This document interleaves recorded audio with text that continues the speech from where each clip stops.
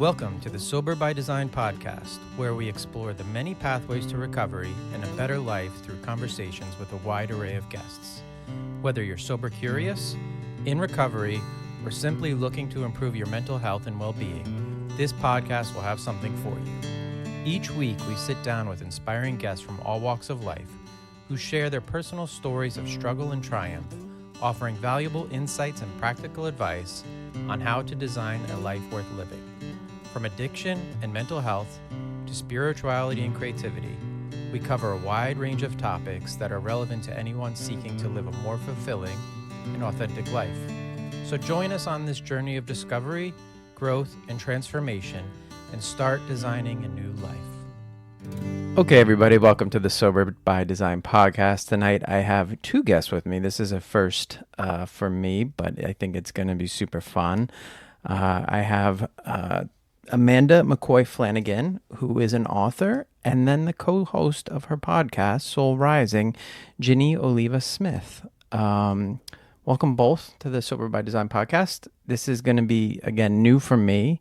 We'll figure it out. For my listeners, typically we do an intro of the guest and how they grew up and where they grew up and kind of what led them to their substance of choice. So we're going to kind of do it, I guess, in a truncated fashion or a joint fashion. We'll see how it all flows. So I don't know who wants to start out. Amanda, if you want to go. Ginny, who's up for telling the story first? Today's 7-year anniversary. So why don't you? Today is my 7-year anniversary. 7-year anniversary. Congrats. That's awesome. Thank you so much to the date. Thank you. First off, thank you so much, Corey, for having us on your show.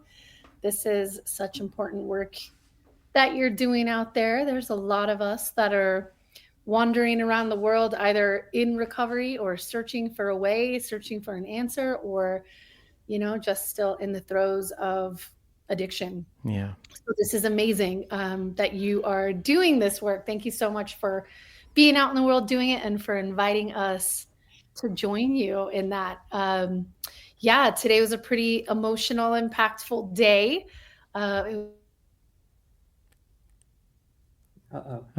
Day of not having alcohol in my system.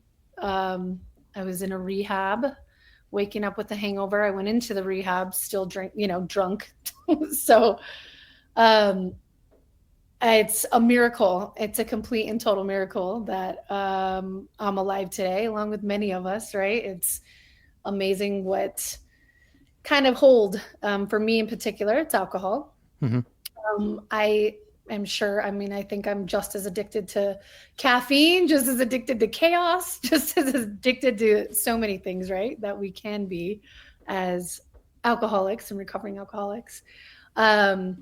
Today's a really cool, amazing, very impactful day for me because I remember waking up and going to my first 12-step recovery meeting in that rehab and just really not having any understanding of how any of these people in that room weren't drinking.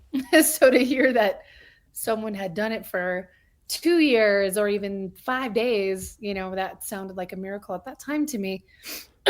So to be here today in just a completely different part of my life, it's definitely has me reflecting with a lot of gratitude. Yeah.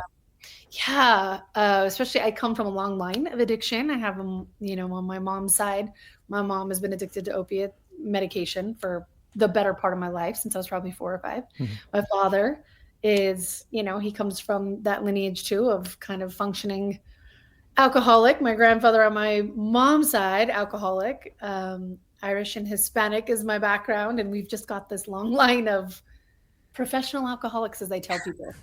Yeah. I come from the pros. I thought I came from the pros. I think you might. You're Italian and Irish. Mexican. I mean, every culture, right? Yeah, I think we both have super gold medal winning. So, Ginny, where did you grow up exactly? I grew up in Albuquerque, New Mexico. Okay. I moved there. I was born in El Paso, Texas, but for the better part of growing up, grew up in Albuquerque, New Mexico. Okay. Yeah. And then you moved to Texas? Is that? No, I was born in Texas. Oh, okay. My dad was in the military, and he was out at Fort Bliss. So I was born in El Paso, Texas, and then we moved to New Mexico when I was about 7. And I was there until I was 19 years old when I took off to Hollywood, California to do all the fun, big things. Okay. All right. Yeah.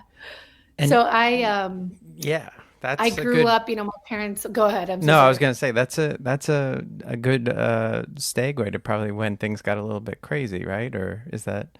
It's funny because in looking back at all of it, I mean, I had my I started definitely building upon my drinking career, I think, when I lived in Hollywood, California, because it wasn't just alcohol that was around and just the element of all of us who were there. Lots of artists, lots of people searching, lots of people looking to either accomplish something right about ourselves or chase this dream. So lots of alcohol, lots of cocaine, lots of ecstasy, lots of acid, lots of mushrooms, all the things, there that just were normal for a bunch of creative people, I think, and just industry and people coming from all over the place. So I definitely started to build a big foundation, I think, of my partying, but I did not think I had a problem at that time. I did not realize till many years later that I actually had a problem with alcohol. But looking back at it, I never drank normally. I wasn't the person who had a couple of drinks and it was like, oh, okay, fine, this is great. I always drank to get a head change and to manage the anxiety, that I might be living in.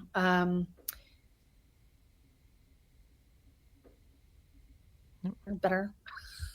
All the things when I was drinking.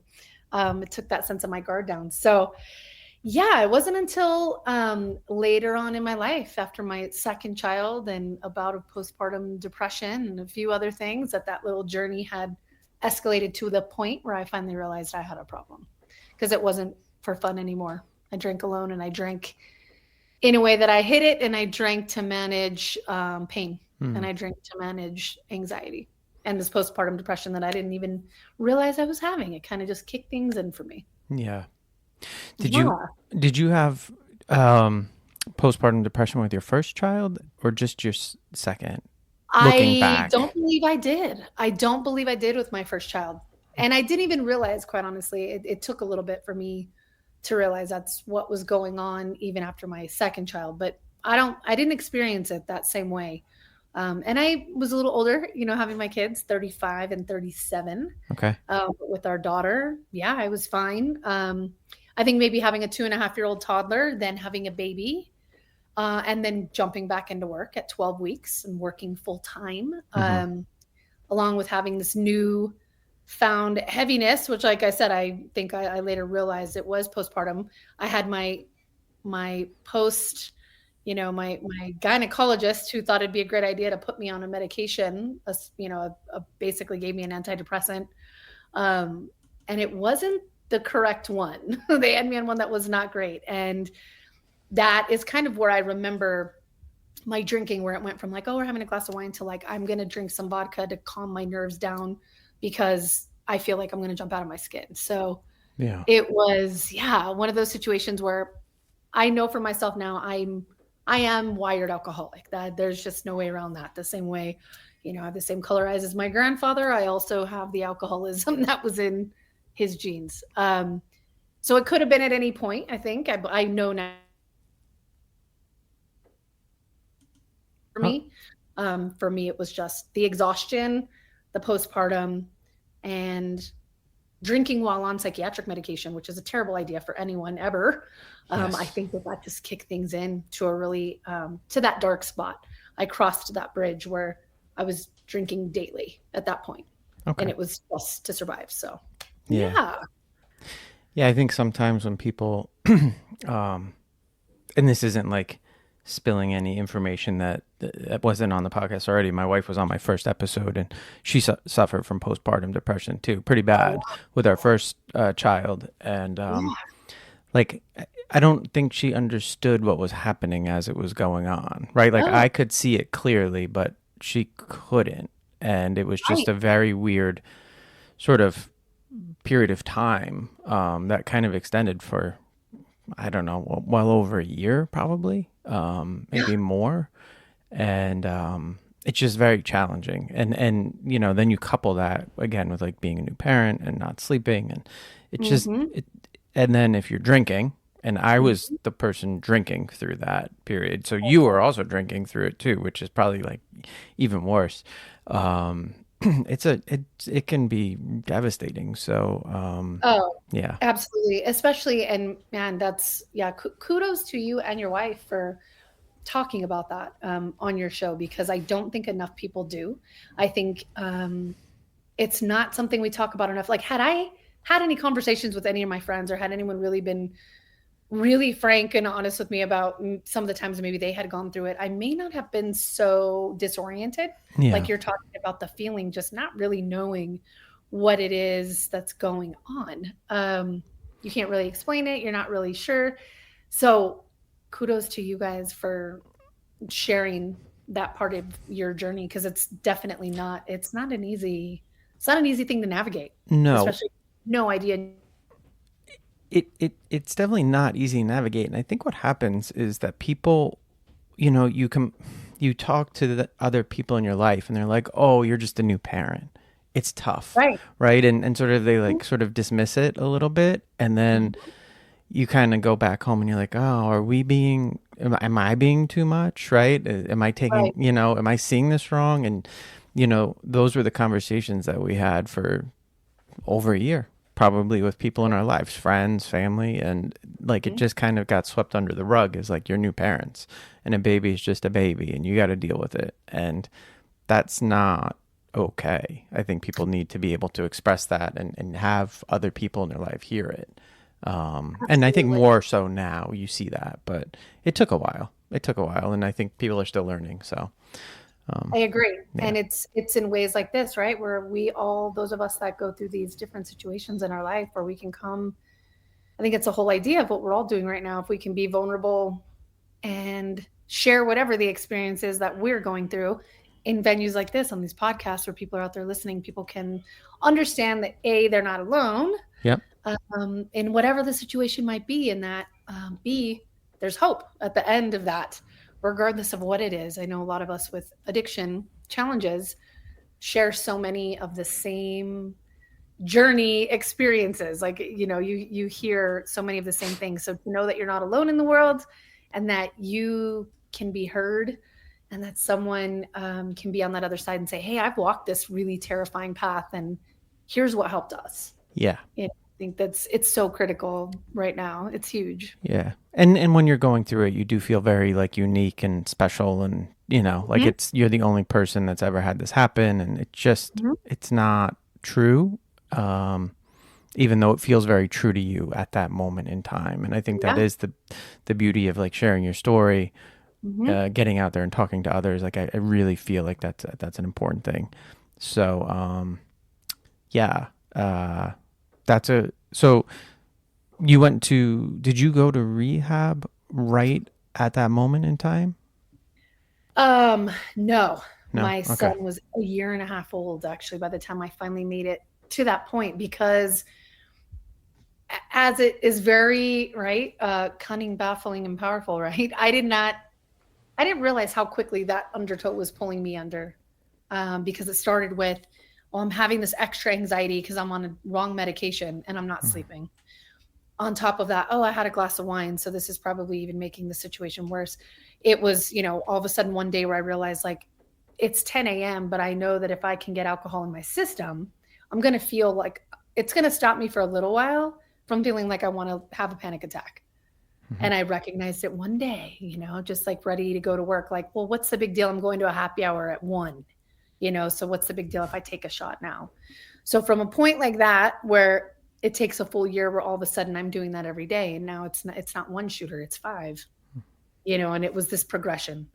So it did not happen immediately, not at all. Yeah. It took a while, and it took me digging a really deep hole for myself, family, and really walking around, still working, driving, doing things, functioning. It's why I say functioning, in quotes and air quotes, until I wasn't. Yeah. So that didn't happen overnight. But it did happen quick for me to go from point A to suddenly I'm drinking every day. It was about a year's time. That's all it took for things to really take a downward spiral for me.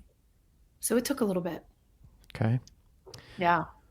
Well, let's get Amanda in here and find out a little bit about Amanda and have Amanda catch up to your part of the story and then see maybe where you two collided too, because I'm guessing that you collided before your podcast, but I don't know. So we'll find that information out too. Hi. Hey. Sorry, I coughed. I That's muted all right. my microphone. I didn't realize I would have to mute this, but sorry, Ginny. So hi, I'm Amanda McCoy Flanagan. I grew up in Oceanside, New York, the South Shore of Long Island, Nassau County. I was there for 35 years until I moved to Colorado. So I went to college at SUNY Albany. So I went to college upstate New York. And then after college, I moved back home for a bit. Then I moved to Brooklyn, lived there for a couple of years. That's sort of where the party really kind of, it didn't get started. It actually ended, like coming to the end. It like really kind of climaxed, I guess, at that point is where what I'm trying to say. Then I moved back to New York, back to Long Island after that, after Brooklyn. And then I was in Merrick, and then I moved to Long Beach, New York. I was there for 8 years.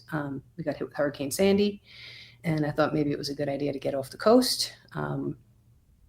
And lo and behold, we moved out to Castle Rock, Colorado. And that was quite the adjustment. At that point, I was sober 9 years. I've had 3 major emotional breakdowns in my recovery that I have not had to drink over. The first one was when I was 8 months sober. My boyfriend in recovery died. He didn't wake up on Easter Sunday. And that took me to my knees. The second one was when I moved out here. And the third one was when my brother died from an overdose 5 years ago. Like I said, I did not have to drink over any of those. I hurt myself in other ways, relationship-wise, and just the chaos creating and all that.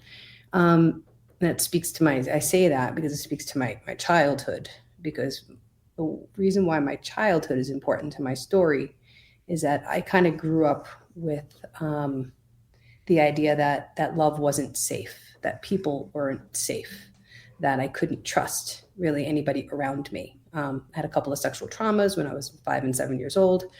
And I call them trauma. I don't call them abuse, because on the spectrum, I believe there's a spectrum of sexual trauma abuse, just like there's like a spectrum of grief, right? Mm-hmm. Like I lost my brother. I wouldn't put myself in the same category as somebody lost a child. What happened to me, I wouldn't put myself in the same category as being raped by a family member or something like that, right? So it was a trauma to me. Anyway, then my father was cheating on my mom with her best friend when I was 16 years old. And she figured that out. She also was diagnosed with breast cancer at the same time, confronted him, and they tried to work on it, but it just was never the same. And he wound up leaving 5 years later. I was 21, okay. And that is where my drinking really picked up. I could see my timeline. I could see different places throughout my childhood. I started drinking when I was 13. I feel like that's like the magic number. I started drinking when I was 13. My brother was 3.5 years older than me. I grew up with all older cousins. I was always the youngest by quite a bit. Me and my brother Jeremy were quite a bit younger. Mm-hmm. My mom was the youngest of her siblings by 11 years. So she was 9 years and 11. Anyway, I was always the young one. So I was always the one trying to tag along, growing up on the block with all the kids. Everybody was older. I never felt like I fit in. I always felt like I was trying to like hustle to be like cool. I got the hand-me-down clothes, stuff like that. I just always felt like little Amanda is here and she's annoying. Mm-hmm. Right? I always felt like I was like this annoying kind of fly on the wall that nobody wanted around. And to nobody's fault, I think a lot of what I went through was natural, sort of. Some things were unnatural, but for the majority of it, I believe that my soul just came into the world needing to learn certain lessons, and that the things that had happened or that I went through were common to a lot of other people, but for whatever reason, I could not cope with. I did not have the tools. I didn't have the skills. Mm-hmm. I talk a lot about generational dysfunction in the work that I do. I believe that my parents did not have the skills and the tools. They were not handed down to them, so they didn't know how to hand them to me. And that's just the nature of, I'm just trying to do it differently because I was born in 1980. I say that's the only difference, right? Like I have access to what I call the evolution of consciousness that's going on right now when people are waking up and we're questioning things and we're learning how to do things differently. We've seen the effects, right? The alcoholism and addiction, the suicide, the mental illness.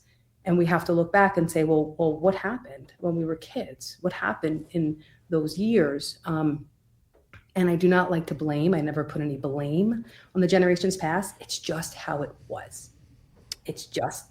I believe it's just how it was. Of course, there were some people that were, I guess, maybe a little bit progressive or ahead of their time and were doing things differently, for sure. Mm-hmm. But for the most part, therapy wasn't like a thing, it was still very stigmatized, and you didn't talk about your problems. You didn't, you kind of just pulled yourself up by your bootstraps and just did what you had to do. Right. Yeah. And we're not doing it that way anymore. A lot of us are doing it differently, which I'm really grateful for. But so I think my childhood kind of played, definitely played a part. I remember, I think it was in 8th grade. The first time I actually got drunk. It wasn't the first time I drank, but it was the first time I got drunk, and I loved it. I mean, I was feeling sick, and the room was spinning, and I had one leg off the couch on the floor to kind of steady myself, and I loved it, and I couldn't wait to do it again. Yeah. And it never mattered to me how sick I got. It never mattered. It was like, okay, yeah, Monday, Tuesday, I feel like garbage. But then Wednesday, I'm starting to feel a little bit better. And Thursday, I'm planning Friday. I was pretty much a weekend warrior. And once I started, I didn't stop until it was gone, until I couldn't get my hands on anything else. And just because I was younger, right, when I started, like 13, 14, 15, like I remember being 15 years old, going home at my curfew, whatever it was, 11:30, 12 o'clock. And, I'd go to my kitchen table. And when I was 17, I got my license. I was always the designated drunk driver, right? So I would go home to have my curfew. I'd be drunk already. I'd sit down at my kitchen table. I'd make myself a sandwich. I would light a cigarette off the stove. I was like having a whole party, like to party for one in my, parents' kitchen when I was in high school. Crack open their liquor cabinet, pull out the wild turkey. I don't know. I started with gin. So I was Tanqueray, and because that's what they had, but gin just made me nuts. And then I went to the wild turkey, and that also made me crazy. And then I tried to go to vodka, and then eventually I ended with wine. Beer was kind of always there. Yeah. But ended with wine. Maybe I thought it was classier, and I figured I can't handle the hard liquor. But I mean, wine probably, I think, has more percentage of alcohol than some hard liquor. So yeah, it was just a feeling of whenever I would get drunk, I just felt, smarter, prettier, funnier. I felt like I fit in. I just felt like I maybe was in control of something, even when I was out of control. And again, I wanted to be like the bigger kids. I wanted to be like my brother. Me and my friends would put backpacks on, fill them with beer, and walk around Oceanside and go to all the keg parties and blizzards and, all this kind of stuff. And we just wanted to be like the older kids. And I have an allergy. My friends could drink. I remember my brother brought us like a 6-pack, and there were like a few of us drinking. And one of them, like, I thought I should get like more because my brother bought them. That was number one. That was kind of clue number one. And then I saw one of my friends like emptying it out, like behind her. Like she didn't want us to see that she wasn't drinking it. And I caught her and I was like, what are you doing? No, I'll drink that. What are you doing? Like from the get-go, it was for effect, like Ginny said. Like I never drank just to like have fun. I mean, I guess it was somewhere to have fun, but I always knew, that I wanted to get messed up. I wanted to be out of my head. I blacked out a lot. That was my ultimate goal, was just to be obliterated out of my skin in good times and in bad times, right? I don't drink because things are bad. I drink because I'm an alcoholic. So I just always want to escape and get out of myself. Yeah. So yeah, that's pretty much, I think, how my childhood kind of maybe played in a little bit into why I felt the need to not be little annoying Amanda than somebody else. And when did you, there was like a lot in there. So there's a couple of things that I definitely want to touch on, but so you continued on drinking for a while, from you said it got bad at 21 with the sort of the news of your parents and your mom's breast cancer and your dad's cheating. So from 21 till when did you decide that it was too much? I got sober at 26. Okay, so 5 years of just hard, like super. Well, yeah, I would probably started like hard, like where it was pretty out of control was probably 16 or 17, but then 21 just like went over the edge. There was a lot of, I started doing drugs in high school. I was doing cocaine and ecstasy when I was a senior in high school, or ecstasy in 11th grade, cocaine in 12th grade. And then at 21, my dad wasn't there anymore. Yeah. So, I could come home at 7:00 in the morning. And although my mom, was yelling and screaming, and, my brother also was out of control too. You have to remember, my brother was still alive. So I was 21 and he was 24, and we were both lunatics. So like we would come home and my mom would be like freaking out, but my dad wasn't there. And we were more afraid of my dad. Yeah. So my dad was the one that would kick me out, which he did a couple times. So I feel like, and then with the more freedom I got, I'm in college, and then after college, I'm living on my own, just the less control I was under, the worse it got. Yeah. It is crazy how it kind of hooks into you. And some people, like you said, your friend could pour out a beer and you would look at that like, why are you doing that? I'll finish that, right? Like you needed more and more and more. And that was just the way it was from the moment you started, probably. That's how it was for me too. I looking back, I know it. In the moment, had no clue, right? It just, you're doing it and you think it's normal. And again, it's just, this is what it is. This is how everybody drinks, because you didn't know any better.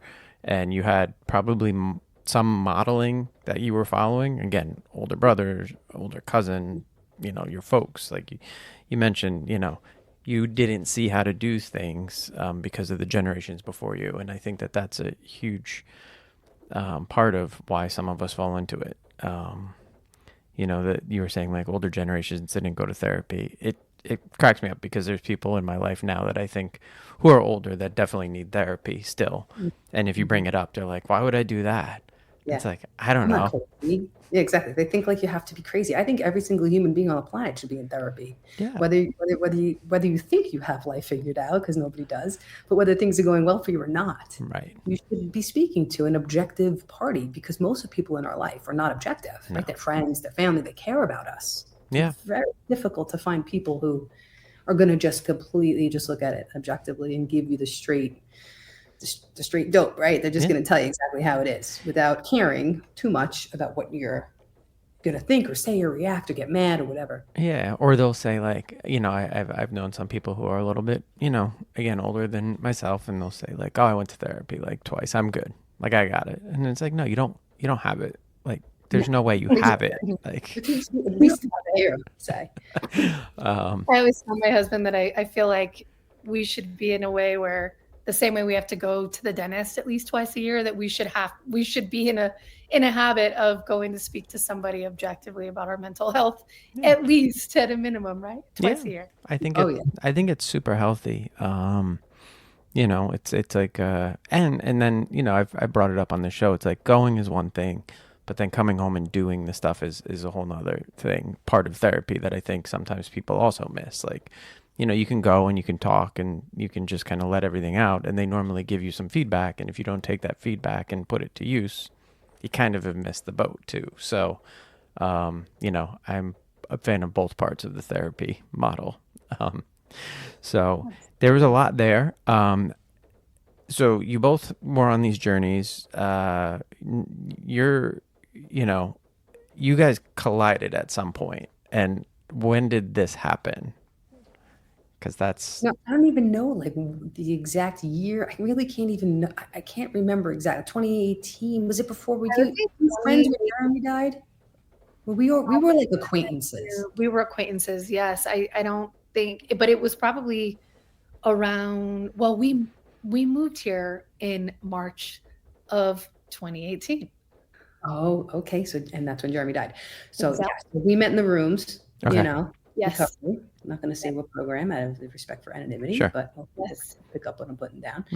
And we, we're friendly there, but we weren't there a lot together, but then we went to the same church. Yes. So, and we like to always say we're not, religious. We're more spiritual, the both of us, like our show and all the work that we do. We're very, higher power, spirit of the universe, just loving kindness, force of energy, stuff like that. But anyway, yeah. So we met at church, and then we'd see each other around the rooms. And and then it was really, I guess, during COVID, we got a little bit closer, and then we met up like right after COVID was like coming to an end, I guess, like in early 2021.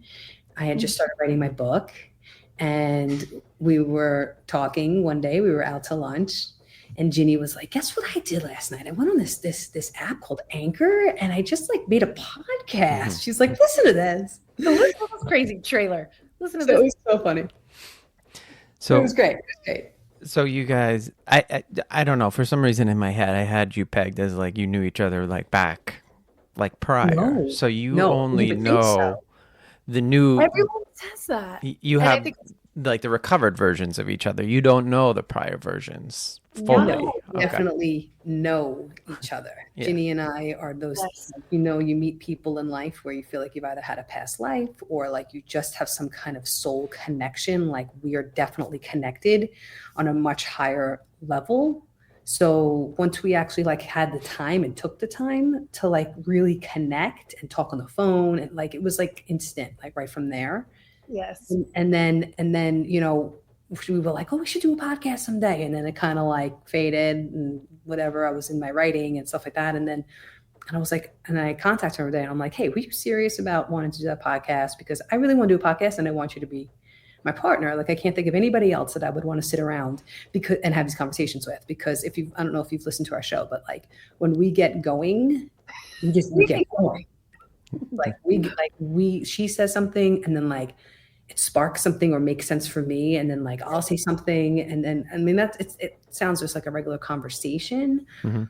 Yeah. But I don't know, things just come together and make sense and just come up. Things just come up randomly that I think are worthwhile for people to hear. Okay. And sometimes I don't even know where it comes from.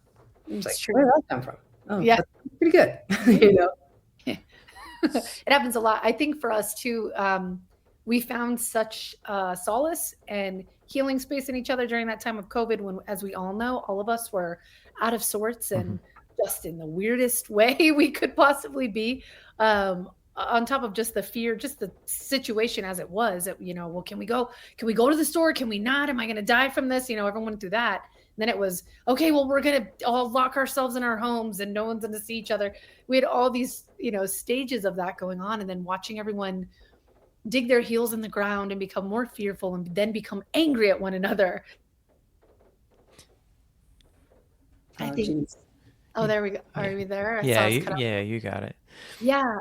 Just Amanda and I were talking a lot about how much we were observing that and how disturbing it was for us, that there was all this just extreme separation, even in our own families. And that's kind of how we started digging into these conversations of, well, where's this coming from? Well, it's coming from fear.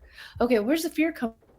As we start digging, she and I found a lot of healing, I think, even in our own little situation during COVID at that time. And we were just like, that would be great to be able to, we can't be the only ones thinking like this. We can't be the only ones who feel this way. And that's kind of in that sense where we said, wow, we should really, branch off of the blogs that writing based off of her book and her experience of that, and just have these conversations. Maybe other people will not feel so alone. Yeah. We have these conversations in a place where people can join us in the conversation. So that's how Soul Rising was born, I would say. Okay. Yes, what we do in our show is we try to identify all different types of human emotion that serves to connect us to ourselves or disconnect us, and as well others, connect and disconnect from others. And it, like what Ginny was explaining, like during COVID, it was just so prevalent, like the division, and it's just getting worse. It's just getting worse. The past 3 years, nothing has really gotten better, right? So we feel that there's a real strong need for, just the healing that we've had and that we've experienced, and we're still experiencing it. We say it all the time in our show. We're not like good, and we're like now telling you what to do. we're working through this stuff as we're doing our show, and hopefully encouraging you to work through it with us. And it all stems from that desire to bridge people back together, because we really feel that healing our own energy inside will help heal the planet. And that's pretty much like the overarching theme of my blog and my book and everything, is that healing personal pain has the power to heal the world, and that the chaos going on out there is due to chaos in here. Mm-hmm. And it makes a lot of sense, because we're in this big shift, right? We're going through this big shift right now. So if there's a shift out there, that means that we're being called to make a shift in here. Mm-hmm. And how do we do this? Right? We're like one of the first generations that are, and maybe one before us, maybe some people in their 50s, but like that are actually eager and like excited and inspired by doing this kind of work within. Yeah, I think it's interesting.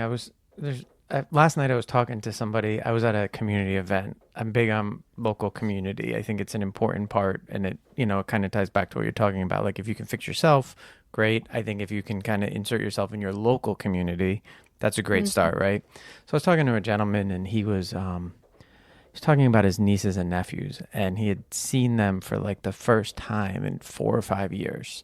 They hadn't seen each other since COVID, and like his family didn't recognize him, and he was kind of taken back by that. And he's like, I just haven't made time, and it was weird, and like this whole disconnect happened, and they didn't pick up on each other for 4 or 5 years. And I don't think that's totally uncommon right now. Mm-hmm. I know that when COVID hit, we definitely lost touch with some people in our house, and I don't know that we've picked up the ball with those folks, but we've also made new friends, and things have shifted for sure. But your statement of fixing yourself first, I think is so true, right? It's like that idea in a plane's going down, take care of yourself first, then you can help the others, right? Like, it's the same concept. And I can only help my family here when I'm, sober and healthy and taking care of myself physically, which then helps me mentally, and so on and so forth. So definitely the stuff that you're talking about resonates with me, and I think it's super important. You did mention that both of you go to church and you go for spirituality, not the religious part. I've been really playing with that subject over the past couple months now. My younger son, this is crazy, but he wants to wear not hoop earrings. He wants to wear cross earrings. So we have told him that if he wants to wear cross earrings, he has to go to church. He can't just wear a symbol just to wear. It's not a fashion statement, right? It's a thing. Right. Mm-hmm. And we in my house have struggled with religion for a long time. My mom was in recovery for a long time, 23 years, and she got sober in a 12-step program, and through that found religion again. I'm guessing that she was brought up religious. I was not. So by the time she got sober, I was 18. I was out of the house. I did not catch any of the religion. Like my younger brothers got it. I was kind of lucky enough to, I should say lucky enough, and I shouldn't say that, but like there was a lot of weirdness around the whole thing. And anyway, she became a youth minister. I don't know. She led the youth thing at her Catholic church, and that was her job. And she did that for many years. And I think she resonated with our local community. She touched a lot of kids' lives. She helped them through trauma and trouble and all sorts of stuff. And I think it was great. And then a couple of years ago, she died, suicide, which, kind of probably from the Catholic Church standpoint didn't go over all that well. I'm pretty sure I mentioned it in the service. I don't remember, looking back now, what I said and what I didn't say inside the church to anybody, like her boss, right? Like the priest and all that stuff. But this is all to say that we've struggled with religion here, and kind of how much it played a role in her life, and kind of how hard she pressed on us. And now I have my 12-year-old looking to go to church. And the thing I love about church and anything like this is the community aspect, right? Is that why you Like that is kind of what I'm trying to find. And I went to one church with them, and while it looked like a really great community, it just wasn't my vibe. Like it was a little bit too, I don't know, like I went in there and I'm like, oh, these people don't seem to like everybody.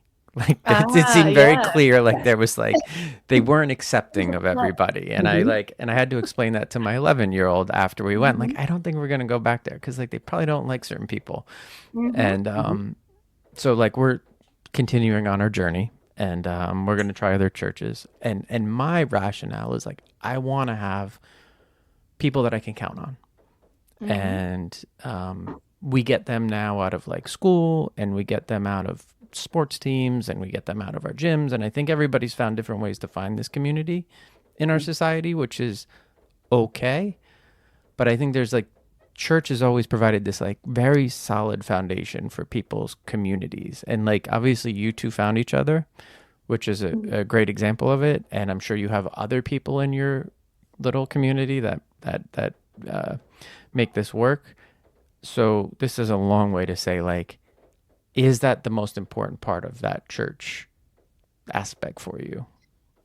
100%. And, you know, Ginny and I have both, if I could speak for Ginny, we've had this conversation, and I think I'm probably a little bit more on the fence of, do I still even go? Because I don't believe a lot of this stuff. So we go to an Episcopal church, and Episcopals are like Catholic light, kind of. Yeah, Diet Catholic, I like to call it. Diet Catholic, yeah. Diet Catholic. I grew up Catholic too, so on Irish and Hispanic side. So yes, it's go ahead, Amanda. But so never really resonated with me. You know, we moved here, we were in Castle Rock, and I think what sealed the deal, we tried to go to a Catholic church, and what sealed the deal was we drove by one day and there was like all these crosses of like blue and pink, like babies, like baby crosses. And I was like, you know, and I've known friends who've had abortions, and I've known how it's not an easy decision for people, right? Like people are suffering, and there's a lot of judgment. And I don't think God, my God, of my understanding, is not judgmental. I don't think I need to fear him, her, it, they, she, whatever. It's just a spirit, like I said. It's just energy. It's just easy to say he and God or whatever. But mine does not shame, mine does not judge. I don't need to fear him. I don't think I'm going to have this big crazy judgment day. I think I am going to have a review. I'm very interested in the afterlife. I've read a lot about it. I have a connection, a strong connection, I believe, with spirit and the other side. And there is a review of sorts, but it's not like a damnation, right? Like, I think that religious people have sort of put the nail in their own coffin, for lack of a better phrase, because I actually posted something recently. I saw this shirt, and it's a picture of Jesus, and it said, I never said that, you know, like really one of my favorite shirts ever. They've twisted, and back in the day, I mean, this has happened centuries ago, you know, for power and for control and for this kind of stuff. So I believe that God, Jesus, even Jesus, you know, I feel weird even saying Jesus, but that like has gotten a really bad rap because of humans who have twisted it and contorted it to fit into how they want to control certain people. So we called it Church Tour 2017. So we moved here in 2015. We were trying the Catholic Church, and finally I was like, I'm not going there anymore. Like, I'm just not doing it. And so we go on Church Tour 2017. We were like completely open-minded. We went to all of them. We went to Protestant, we went to Lutheran, we went to the non-denominational ones. We went to all these, and we landed at the Episcopal Church because the message is very aligned, it feels like, with a lot of recovery principles. It's just love, right? Love and light and understanding and accepting. We have a sign, all are welcome here. The Episcopal Church will do gay marriage. It depends by parish by parish. You have to go through like a discernment process. They will not speak out against abortion. They will not condone it. So it feels, and our priest is married with children. You know, I think celibacy really just kind of does not make sense. And I don't know, is that even in the Bible? Like, I don't get it. It makes no sense to me.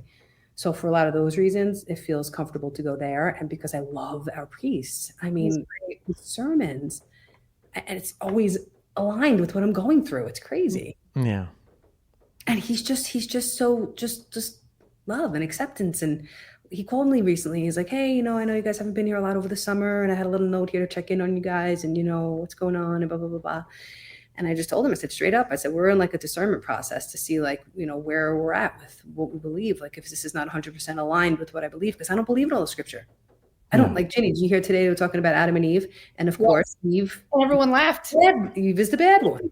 Eve made Adam eat the apple. Yep. No.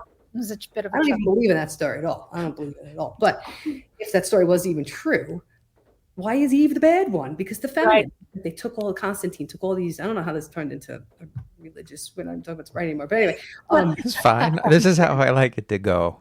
Good. That's how we roll. Like Constantine, I heard like a long time ago, took out like reincarnation out of the Bible. He took out Mary Magdalene's huge books. Huge concepts, and a lot of feminine influence. Yeah. And like, what's that all about? So I don't know. I'm a little conflicted as well if I continue going to an institution, but yes, it's the community. And we've actually backed out from some of the community too, just because my kids are getting older. They're busier with their own things and dancing, singing, and all this stuff that we do. And it just hasn't become as important or a necessity to find that community anymore. Yeah. So I don't know. We've drawn to this particular church, so many of the same reasons Amanda's talking about, on top of the fact that our priest is from Albuquerque, which is random. But my husband is super uncomfortable with any kind of organized religion. He grew up with a mom from Taiwan who was Buddhist and an Irish Catholic father from Boston. And all of his father's side condemned everything about his mother. She was a heathen, and so were he and his brother. It was bad. From the time he was young, this was the response he got from any kind of organized religion, while his mom was this peaceful, hardworking person, practiced Buddhism, but they were made out to be these terrible people. So for him, he's very uncomfortable in any organized religion, but he's been fine with me creating that foundation. And he knows that I had a little bit of it with our kids. But the really cool thing, even speaking from his end, he can barely even walk into an organized, religion, any kind of place without feeling very tense and frustrated and angry. And he doesn't feel that way at our church. He comes for the holidays. He comes to the things. And he said, I can walk in there. He said, even though they know I'm only there a few times a year, I never feel like Father Brian never makes me feel like, oh, wow, you decide to show up. Yeah. That it's never that way. So that speaks volumes too, that somebody who's so uncomfortable in organized religion feels like he's welcome there as well. So same situation for me, smaller community, the community, there's a lot of outreach. Amanda and I both work with one of the outreach programs that's called the Backpack Outreach, which we help get food together and deliver it to kids who depend on those school meals and don't get them on the weekends. So we help to organize and deliver that to a school for families in need here locally in Castle Rock. So there's a lot of outreach too with the church, on top of the fact that it seems, Amanda, correct me if I'm wrong, but it really seems like the Episcopalians are very supportive of providing space for 12-step recovery type events. Yes. Well. Yes. There were other churches that won't. Like when they lost that, one of the groups lost their space, and they went around to other churches in the neighborhood, and they said no. Really? What? Episcopalians are all about like, oh, you're an alcoholic, it's cool, we'll let you use the space. Yeah, because all are welcome. Yeah. Yes. All are welcome. Yes. I'll say that like the churches up by us are all really good about. I live in New Jersey. I don't know if I told you, but I live in North Jersey. I've been here most of my life. We did live in Boston or the North Shore of Massachusetts for about 4 years or so. But most of my life has been spent in Northwest Jersey. And I will say that like all of our churches are very welcoming to 12-step groups. They're Awesome. at every type of church. I myself work in an organization, and we have a recovery center that also hosts, I think just about every day we have some sort of group, be a 12-step or a SMART program or something like that. And so it's a very open area in that way. I don't know if it's just because we have, and I'm sure every area has like a huge problem, right? But like right now, it just seems that we have we've had a lot of opiate issues in the county, and it's been that way for a while, and it's forever growing. So I think it's just maybe in response to that, we are doing our best to keep up with that. And even like my recovery center, you were mentioning the backpack program. We do that. We've done that there as well to try to help. And that's the stuff that I think is important in community, is helping the other people. Like if our community is solid, then I feel like you're going to be able to put good people out into the world, right? Like if everybody's suffering in your community, it's really hard to have good people then going out into society, right? Like if everybody's struggling, it's so hard. You're just like always kind of at that breaking point every day. It's just like it takes everything to just get from whenever you wake up until whenever you go to bed. You're like kind of just giving every bit of your energy to just surviving. Like if you can take away some of that pressure that like a single mom feels, right? Or like a family that just like everybody lost their job or they're struggling with housing. Like if all that can just kind of go away through some help of your community, then all of a sudden, like you've made a change, that little part of the world is better. Like, how do we do that more? And I feel like it's in those things, but instead, like my community, like I said, is like built on like our travel baseball team, right? And that feels very sort of on the opposite end of that spectrum, right? Like I'm paying thousands of dollars to have my kid play travel baseball or like, dance or, whatever these things are, right? We're paying tons of money to just go sit there and complain about like how bad it is. I don't know. It just like, I always feel like my life is at this weird, like in this weird way, right? Like I'm like, oh man, this travel baseball, like it sucks that I got to travel so much, or like, and meanwhile I'm like a couple days before like packing up lunch bags for people who don't have anything. And it's like, I always got to pull myself back and go like, oh, remember that, right? Like, remember that. And I've been lucky enough to kind of work in two worlds where I have my day job and then I have the recovery stuff I do. And I think the recovery portion does keep me somewhat grounded because I remember like, oh, it could be really, really bad, right? Like the stress of the day job doesn't seem as bad. But for me, the church thing is, and just, I think it's more just community. And also my son wants to wear a cross earring, so I got to make that happen at some point.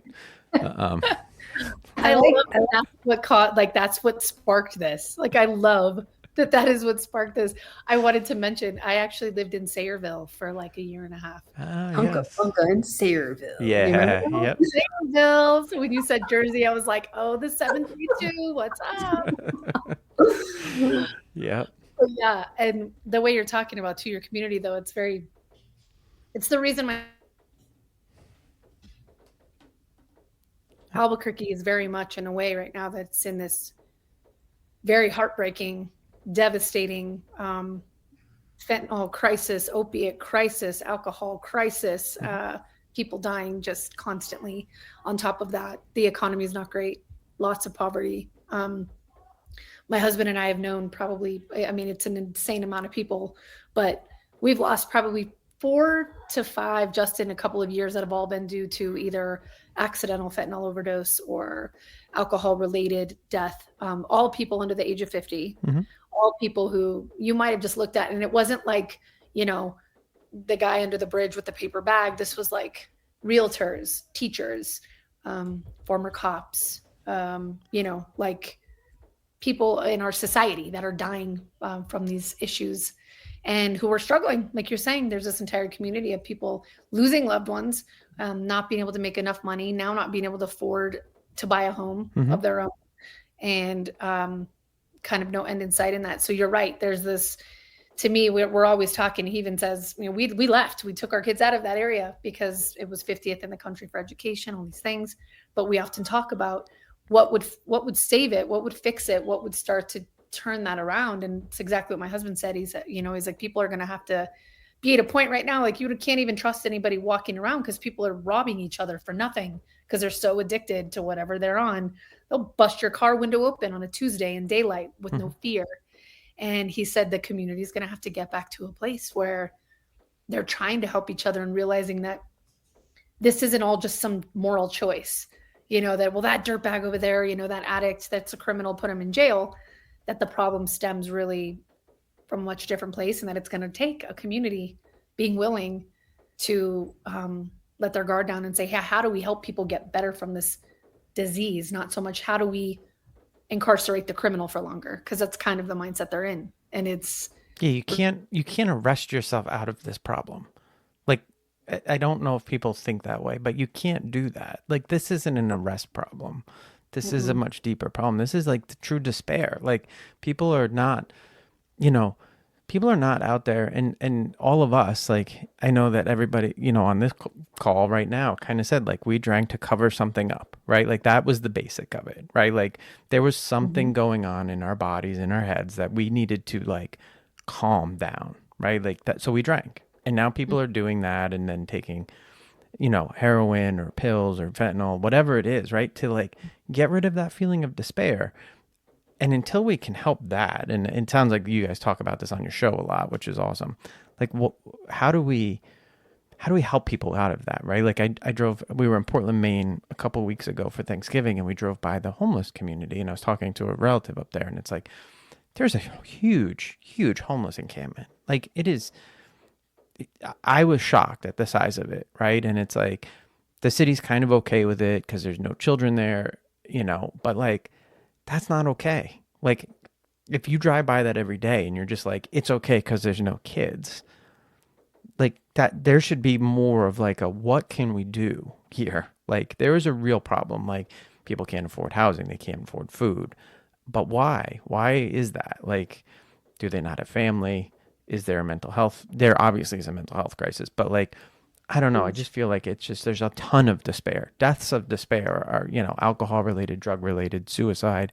Like, that number, the despair deaths is just, like, so bad. Yeah. I meant to tell you, I'm really sorry about the loss of your mom too. I didn't get the chance to say that when you mentioned that. Yeah. Thank you. Thank you for that. Yeah. I think it's always tough. I know for me, Amanda, I know I've heard other people in rooms talk about this, but it's always really hard to hear about those of us in recovery, that it wasn't that we fell back into the addiction, but that you hear a lot of us taking our own lives. Yeah. Always tough to hear about somebody who's in recovery, and then, that they still were suffering in that way. Yeah. I mean, I've talked about it a little bit on my show. In this one, it was a very complex issue. I've thought about it it happened in 2017. So I've had 6 years to think about it, and I still kind of don't know how to wrap my head around it. And then a couple years later, I lost my brother. I think probably right around the time that you lost your brother, Amanda. I'm not sure, but it's hard when you lose people, and that it is kind of because they weren't feeling comfortable in this world, right? Like, because there's days where I don't feel comfortable. I'm sure you still don't feel comfortable some days, right? Like, we don't have it all figured out just because we're in recovery. Like, it is hard. It is a hard place. This is a hard thing to do. But like, we should help each other. And that's why, like, I always tell people, give me a call. I'm very honest about that. Like, I'll talk to anybody, like, I offer that up to anybody. It's just a hard world. We're just living in a very, very difficult world. It is. There are people who, there's all different ways of coping. Yeah. Everybody's got something. Sure. We just chose alcohol and drugs. It was the temporary Band-Aid for us. For some people, it's, again, the chaos is there, but it's scrolling, it's shopping, it's jumping in on the world's chaos, just being like, oh, let me jump in on, oh yeah, this is awful, I'm going to jump in on that and get myself all amped up and angry.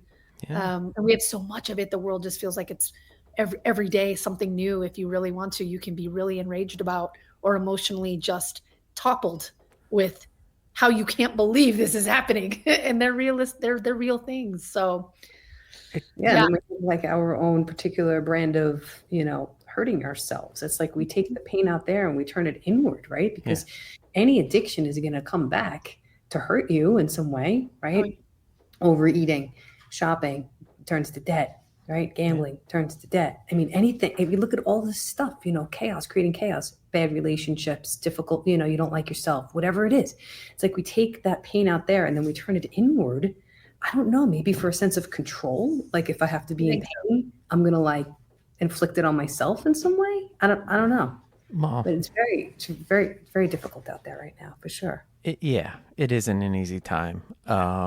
And I'm sure that every person throughout the whole history of the world, listen, it's not an easy time, right? Like, I'm not going to compare myself to somebody who was like having to hunt for food and, that True. kind of thing. But Depression. I mean, like there were really, really difficult times. yeah, It's always been a hard yeah. world.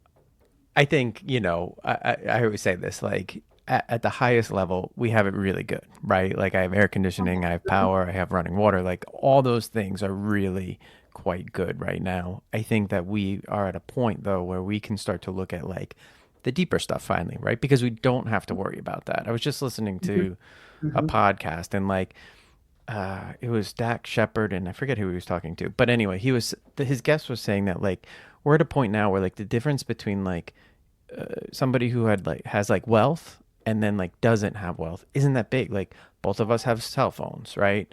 We both probably have access to cars. Like for the most part, like everybody's very similar at this point in time, which is to say that things have really improved.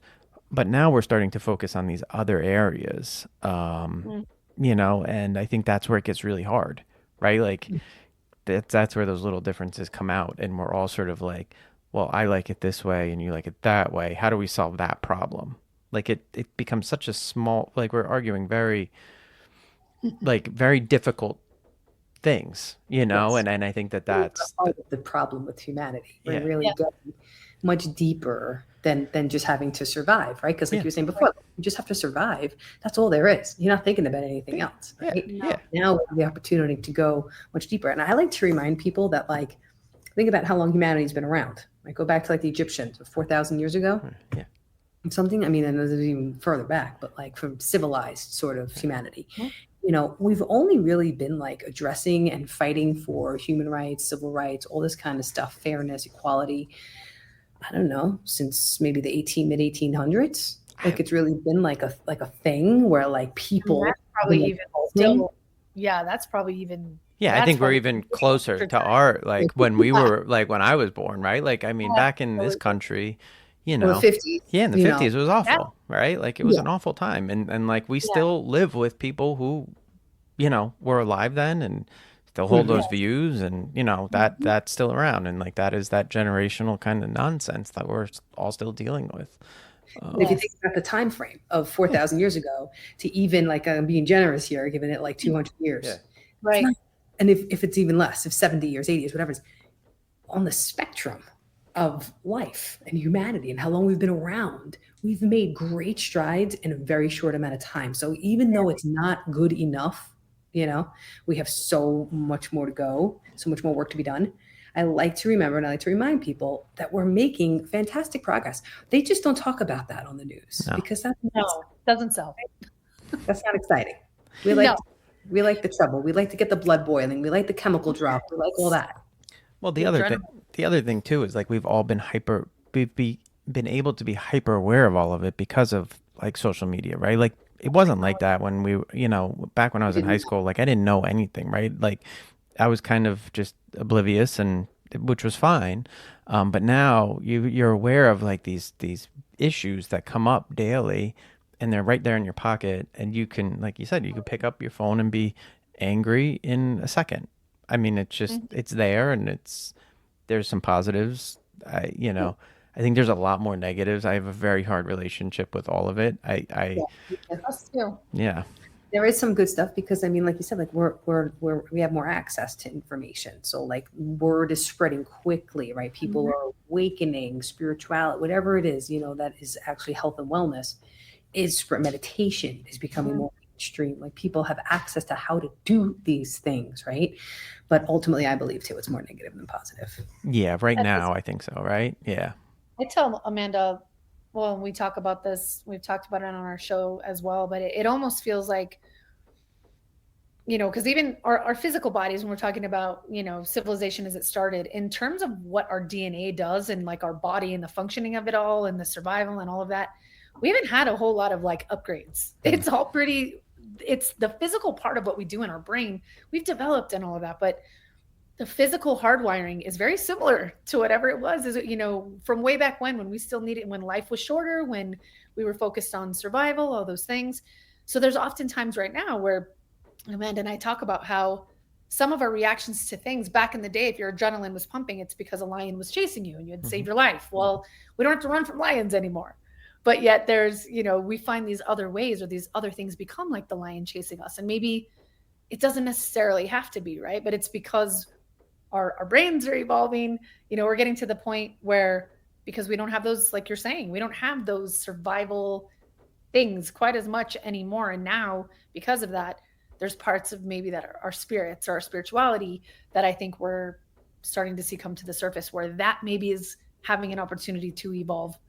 And we can work with that hard wiring we have, and maybe tell ourselves like, okay, I don't necessarily need to be addicted to all the chaos and the anger and the everything that is taking my attention. Because, and social media, everything else, they know that if they can get us hooked in and they have our attention, some point or another, that all creates a dollar, whether that be someone's viewing, your material or the news or whatever it is. Our attention is the currency these days. Yeah, it is. It really, really is. Well, I know we're coming up on time, and I don't want to keep you both like all night. But I did also, a big part of my podcast at the end is always talking about what people like in media, music, TV, books, anything like this. And I typically give mine at the end. So I don't know who wants to jump in first with anything that you've been watching or listening to, anything catching your ear. Amanda? You go first, Amanda. I don't watch a lot of TV. Okay. I really just listen to music. And I'm a humongous Pearl Jam fan. I'm like a hardcore, like sleep on the sidewalk to get the rail Pearl Jam fan. And since this is a Sober by Design podcast, I wanted to tell you the song that helped me in my recovery and still helps me in my recovery. It's called Inside Job. Mm-hmm. And I was at one of my first meetings, and I think it was the first, and the guy talking said, the attitude adjustment is an inside job. And at that point, it clicked. I was like, wow, I'm just not like a girl who likes to have fun, and when I drink, I can't stop. Like, this has to do with my attitude. I'd been listening to a Pearl Jam album that came out in 2006. I listened to that for a few months before. And Inside Job, the song Inside Job, I was like, oh my gosh, that's about recovery. I went out in my car, and I sat down, and I just put the song on, and I just bawled, and I knew that it was over. I just knew that if I kept doing what I was told to do, that these people could help me, and I was like, well, and it's not any better. He didn't write it. Another band member wrote the lyrics and the music to the song, and he's also in recovery. And I was like, if this guy can, be sober in that rock and roll world, then maybe I can do that. And because he is, maybe I want to be in that sort of world. And that saved me. And then again, after my brother died, I was at a crossroads where it was bad. I was back in New York. I was getting everything ready for the funeral, and I was sitting in the parking lot of CVS, and it was raining, and the bar I used to work at was down the block, and I was considering going and drinking because I was like, maybe I could, my sick brain told me, maybe you'll feel closer to him if you go there, and where you used to sit with him, and he was the bartender, and I would drink, and whatever. And I knew that song saved me before, so I put it on again, and I just was like, just reach out to somebody, Amanda. And I did it, and I don't know, texted or called or whatever, but it passed. Started the car, went back to my mom's house, and that was it. So that song, if anybody's out there who's trying to get sober, or just just will enjoy the song, or just needs a little extra oomph in their recovery right now, and to remind yourself of why you're doing this, go play Inside Job by Pearl Jam. So that's my recommendation. Was that Mike or Jeff that wrote that one? I'm not going to say. Okay, I'm going to have to look it up. You can find it easily. But I respect them so much that I'm going to respect their anonymity. Yeah, I'll have to look that up. So you're a Pearl Jam fan. Do you know I had my Pearl Jam moment. We I saw them on Randall's Island actually when they were in their Ticketmaster. We don't like 1995? Ticketmaster phase. Was Uh, it 1995? yeah, it was 95. Yeah. My friend, they stopped the concert. I don't know how many nights they played, but one night my friend Joanna, Ginny, I don't know if you met Joanna, you would love Joanna.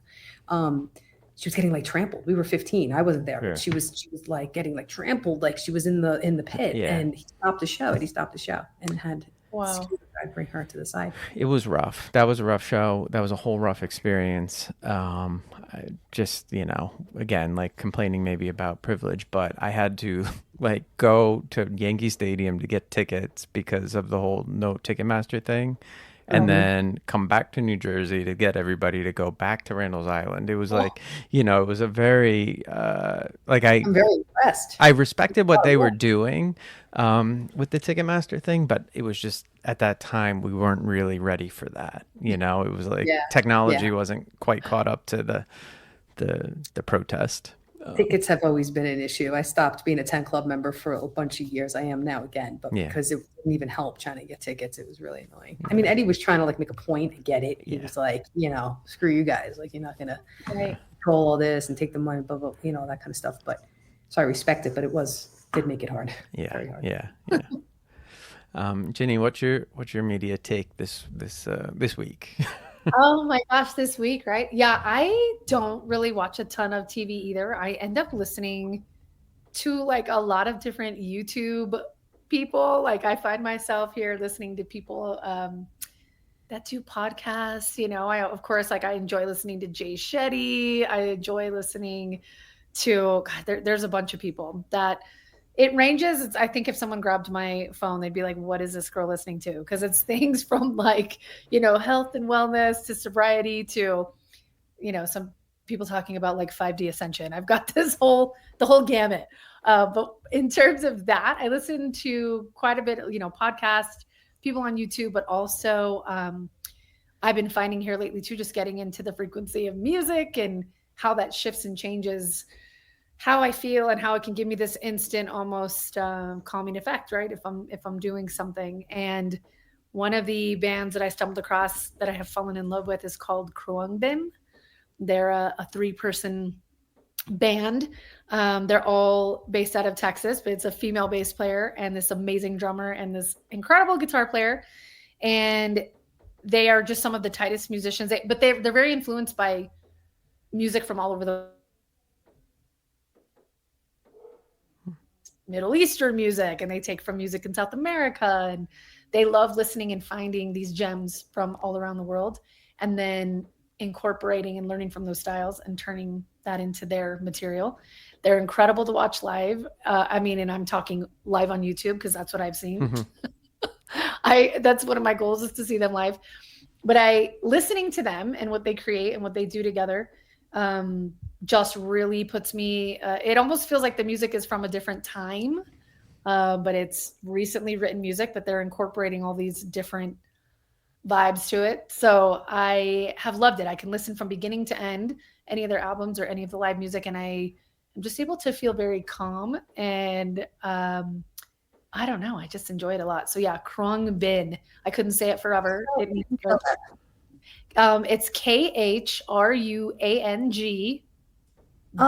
Yeah, Khruangbin. I've seen them on the Spectrum. I never knew how to pronounce that. The Spectrum. I listened to Sirius XM. Oh my gosh, they're so good. And it's really cool because the bass player and the guitar player, they always wear these wigs that are a little, like it hides their identity a teeny bit, but it's all their stage performance. So it's like, that's the only time you see them in these wigs. But just kind of hearing their story and their passion about having music influence them from other parts of the world. And yeah, just kind of the way I feel after listening to it every time. It sparks creativity for me, and it sparks just a sense of like, this is amazing. So yeah, Khruangbin, I would highly recommend. Listen to one of the, what was one of the videos? It's on YouTube too, I think. Best Kept Secret, which is a music festival. Look at their Best Kept Secret performance, and that'll give you a good idea of what they do. All right. I'm going to look at that. So I say it every week. It's hard for me to come up with new stuff every week, but this Friday, my wife and I got a chance to go to Woodstock, New York. We live it's probably like 2 hour drive, a little bit less than 2 hours from where we live. And for those of you who don't know, Woodstock did not take place in Woodstock. So I've been to Bethel Woods a bunch, which is where Woodstock actually took place. And there's a museum there and you can go and it's super cool. And being at that place is neat. But Woodstock, the town, is also super neat. And in Woodstock is Levon Helm's studio. Levon Helm was in the band. And so he has he's passed, but his daughter still runs the studio and a barn, and they have concerts. And so we got to go there this Friday, and we saw a band, Blind Pilot. They're from the Pacific Northwest.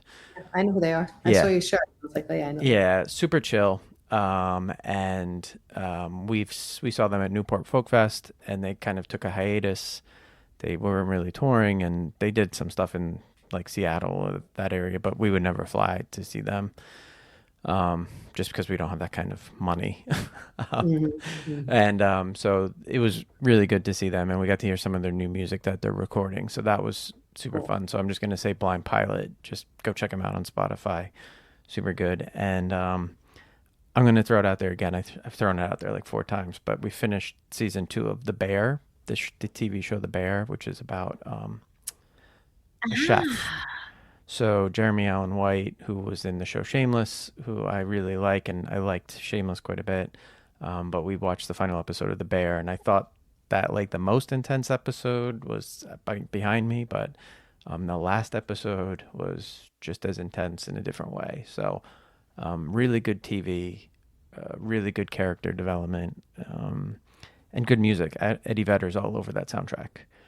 Really? Yes. Awesome.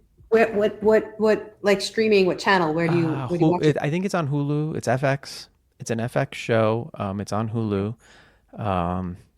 Okay. And yeah, the soundtrack is like really dialed in. REM is all over it, which made me pick up. I was a huge REM fan, and still am. But Shiny Happy People is my funeral song, by the way. Yeah. At my funeral, Corey, if you wind up at my funeral for some reason, you and Ginny, Yep. you need to play the song, you need to get everybody to stand up, and they need to hold hands. And they need to picture me there, and that I'm like in heaven and that they're with me. There you go. And we're going to make them dance. That's only if you die before me, Amanda. You have to stand up. You have to hold hands. Okay. So, we could do that. But I'm going to make people dance too. Definitely, if you do nothing else, check out the soundtracks that are on Spotify for The Bear, because it's a lot of music. If you like Eddie Vedder, if you like Pearl Jam, it's that kind of music. Awesome. It made me pick up Monster, the REM album Monster again, because like there's a lot of stuff from that album that was on the soundtrack. So cool. That's awesome. Thanks for letting us know. Yeah. We just started watching. We only got 2 episodes in, because I'm the type of person where, like, I have to like force myself to watch TV. Yeah. It's like you very rarely hear that, right? Like everybody wants to stop watching so much TV. Like I want to watch TV. All the Light You Cannot See on Netflix. Remember that book? Mm-hmm. Yeah. I've only watched a couple episodes, but I'm always amazed at shows that can have very little like scene changes and very few characters and still be really, really good. You know, that's so far. I mean, we only watched a few, so I don't know if it gets more complex, but it just seems the music, the whole deal of it is it's good. Okay. I'm liking it. I'll have to check that one out again. We just finished season 2, so now we're I had to take a break. I'll just tell you that, like, if you do watch that show, like, pace yourself. They're intense episodes. It's heavy. What is it about? It's about a chef. But like it touches on all sorts of like hard issues. So there are issues around sort of like family trauma and drinking and suicide and just sort of that pressure cooker like of being the best at something.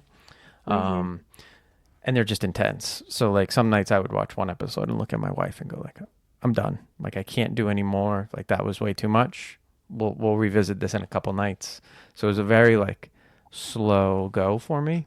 I think I don't watch a lot of TV because if I have time to do it, it's before bed and I get disturbed very easily. Yeah. Yeah, don't watch this at night. I Right? won't watch it. Don't do that. We watched The Social Dilemma at night. That show, Social Dilemma on Netflix, Yeah. kept me up. Literally kept me up that night. Yeah. Scary. Yeah. That was a tough one. That's a good one that people should watch too, because I think it touches on all what we were just talking about before. Yeah. It's like, if you don't take that to heart, I don't know what you're doing. Like, that one really kind of hit me hard too. So Yeah, the whole like how it's messing with like our biology and all that. Yes. It's crazy. Well, thank you both very much for being on the show. It was great. And I hope that my listeners pop over to Soul Rising, and I will make sure that the links are in the notes and everything that we talked about. You know, I can't thank you enough for being open and honest on the show. Like, that's all I look for on this. So it was a great conversation.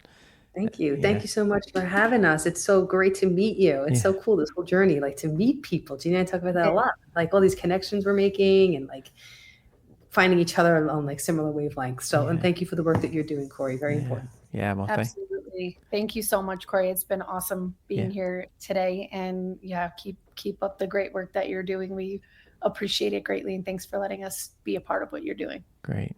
Well, we will talk to everybody next week. Thanks a lot.